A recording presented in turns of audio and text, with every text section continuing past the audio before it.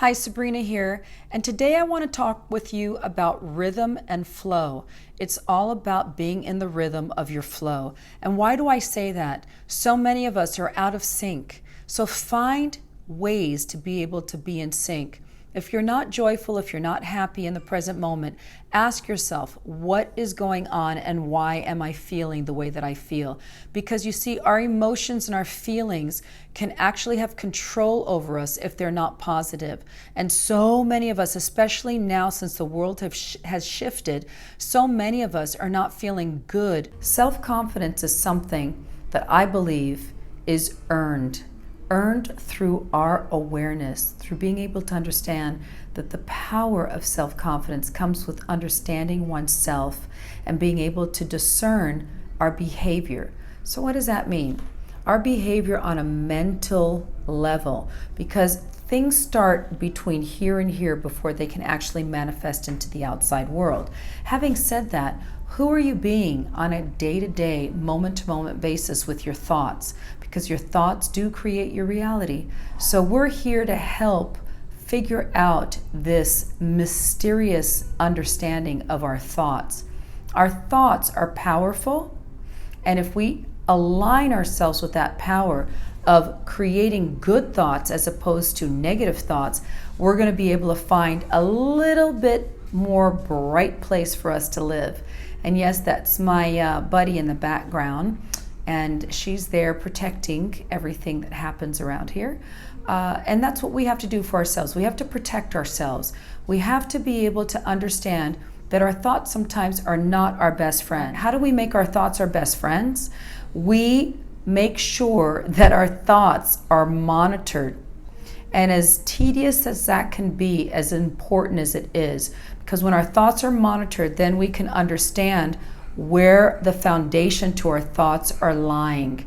Are they lying to us? Are they telling us that we're not as good as we really are? Because I believe that everybody is born good. I believe that not everybody is not only born good, but is born to expand into a greater consciousness.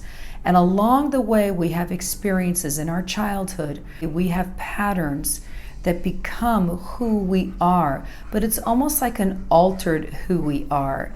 So let me explain what I mean by that. If we're all born good and somewhere along the way we have experiences that hamper our way of feeling good about ourselves, then we need to be able to dive in and understand why those experiences exist. In other words, if even later on in life you happen to have had a relationship that was abusive, and abuse doesn't mean physical abuse. Sometimes mental abuse is much more damaging than physical abuse, because physical abuse, we can see it and we can take care of it, hopefully from that point. But mental abuse is abuse that we don't always know exists.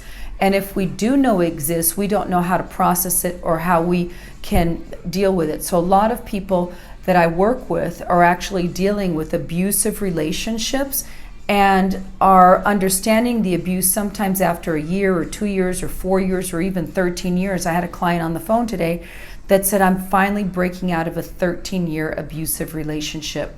And there was a liberty about it. But before the liberty comes, she was feeling very full of anxiety and stress and insecurities and fear and doubts. So what do we do to help ourselves alleviate those feelings? We have to go through them, not only speak about them, but actually feel them from an emotional standpoint so that we can grow emotionally stronger. So sometimes people say, well, but it's really hard for me to deal with that. And it is hard, but through our greatest pain comes our deepest growth.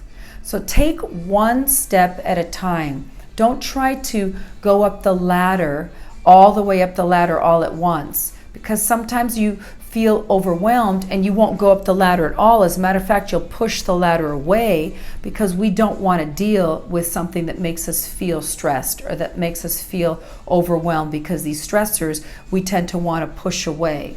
All right. So my suggestion is for us to take baby steps, little steps at a time, and deal with our feelings, not from a conversational standpoint only, but also converse and then discuss how does that make you feel and why does that make you feel this way, and just take little baby steps at a time. All right, so that's today's understanding of how to start to deal with stressors on a more intense level that will actually help us heal on a deeper level. So if any of this information was informative, if you felt like you learned anything, please subscribe to my channel, Sabrina Barnett, and I look forward to seeing you on Sabrina Barnett on YouTube. Big hugs, big kiss, and I'll see you soon. Bye.